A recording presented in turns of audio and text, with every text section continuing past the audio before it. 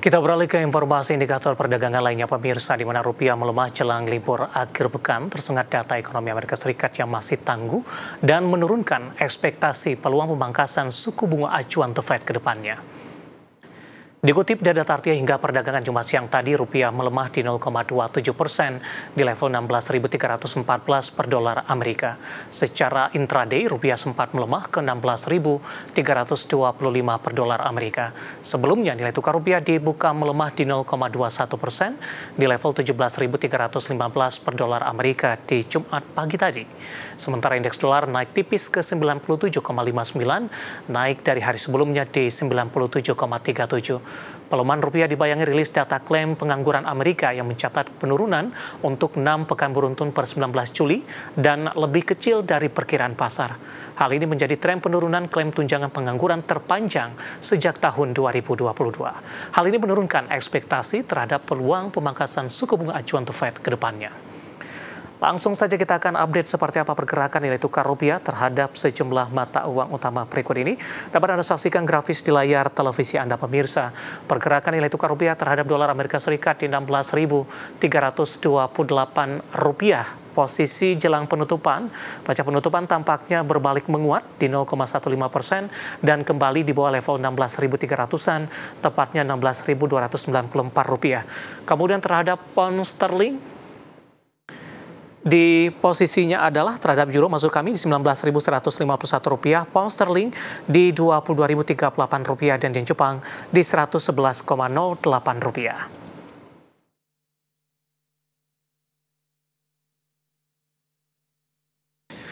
Informasi komoditas, harga emas melemah dan kembali meninggalkan level 3.400-an dolar Amerika per troy ounce, sementara harga batubara menguat seiring penambahan pasokan dari Tiongkok dalam upaya mencegah tekanan deflasi. Sementara harga minyak mentah menguat di tengah ketatnya pasokan solar global. Harga emas kembali melemah dan meninggalkan level psikologis 3.400 dolar Amerika per troy ounce. Usai data klaim pengangguran Amerika Serikat kembali menunjukkan kekuatan dan menekan pamor emas. Di Kamis, harga emas dunia turun 0,58% ke 3.367,81 dolar Amerika per troy ounce. Penurunan ini memperpanjang pelemahan harga emas selama 2 hari beruntun di 1,9%. Sementara di Jumat pagi, harga emas dunia di pasar spot menguat tipis 0,06% di posisi 3.369,81 dolar Amerika per troy ounce.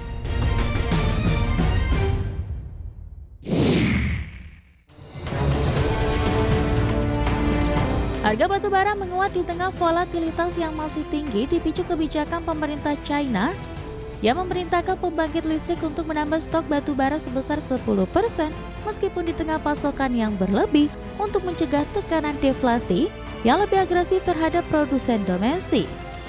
Merujuk Refinitiv, harga batubara di Kamis waktu setempat ditutup di posisi 113,1 dolar Amerika per ton, menguat 0,71%.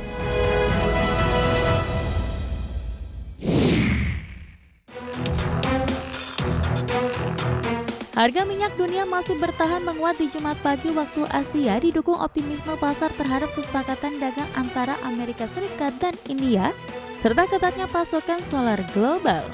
Di sisi lain, pelaku pasar nantikan rilis data permintaan solar global dalam laporan mingguan Badan Energi Internasional di minggu depan.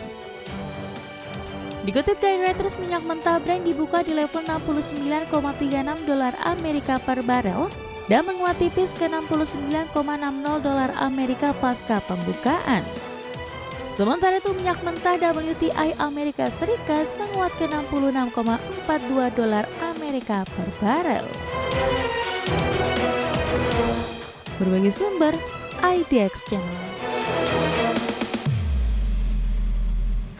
Dan seperti apa update terkini pergerakan harga sejumlah komoditas yang berhasil dihimpun oleh tim redaksi kami sampai dengan sore hari ini waktu Indonesia Barat. Dapat Anda saksikan grafis di layar televisi Anda pemirsa, di mana minyak WTI menguat di 0,67% di level 66,47 dolar Amerika per barrel. Nikel menguat di 0,40% di level 15.474 dolar Amerika per metrik ton. Emas melemah di 0,42% di level 3.359 dolar Amerika per troy ounce. sementara CPO melemah cukup dalam di 2,20% di level Rp4.175 Malaysia per tonnya.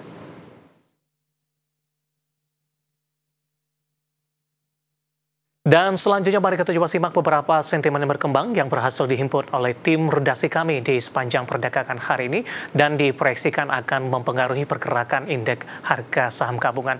Dan kali ini tampaknya didominasi oleh sentimen internasional dan informasinya apa saja. Mari kita simak rangkumannya berikut ini.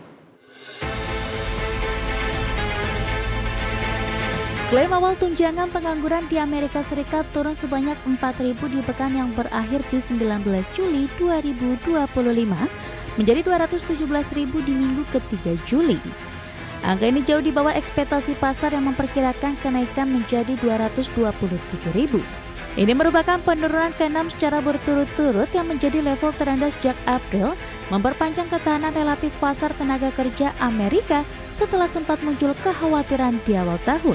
Namun di sisi lain jumlah klaim lanjutan meningkat tipis menjadi 1.955.000 di minggu sebelumnya. Meskipun sedikit di bawah ekspektasi pasar, angka ini tetap jadi yang tertinggi kedua sejak November 2021.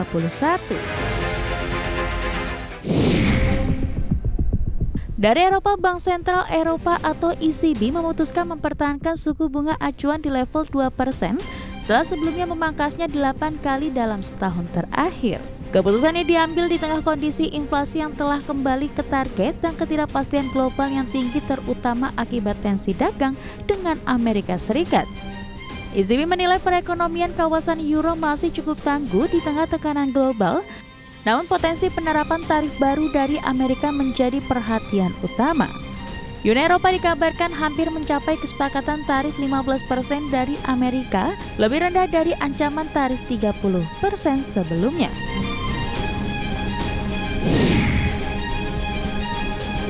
Dikutip dari Bloomberg, Kementerian Dalam Negeri dan Komunikasi Jepang merilis harga konsumen tidak termasuk makanan segar di Tokyo naik 2,9% year-on-year di Juli 2025, turun dibandingkan 3,1% di Juni, dan pertama kalinya laju kenaikan turun di bawah 3% sejak Maret. Diperkirakan konsensus menunjukkan kenaikan harga akan melambat menjadi 3% karena penghapusan sebagian biaya air oleh pemerintah Tokyo untuk musim panas akan pengaruhi indeks tersebut. Indikator harga lebih rendah yang mengecualikan harga energi naik 3,1% sesuai dengan perkiraan konsensus. Dari dalam negeri, Menteri Koordinator Bidang Perekonomian Airlangga Hartarto optimistis pertumbuhan ekonomi Indonesia bisa mencapai 5,2% tahun ini di tengah kekhawatiran dampak negatif dari kesepakatan dagang yang mempermudah sejumlah barang Amerika Serikat masuk ke dalam negeri. Keyakinan ini didasarkan berbagai kebijakan fiskal dan stimulus sektoral yang tengah disiapkan lintas kementerian untuk mendorong pertumbuhan pada kuartal 3 dan 4 tahun ini. Sektor pariwisata juga akan menjadi salah satu tumpuan pemerintah terutama menjelang momentum libur Natal dan Tahun Baru 2026. Berbagai sumber, IDX Channel.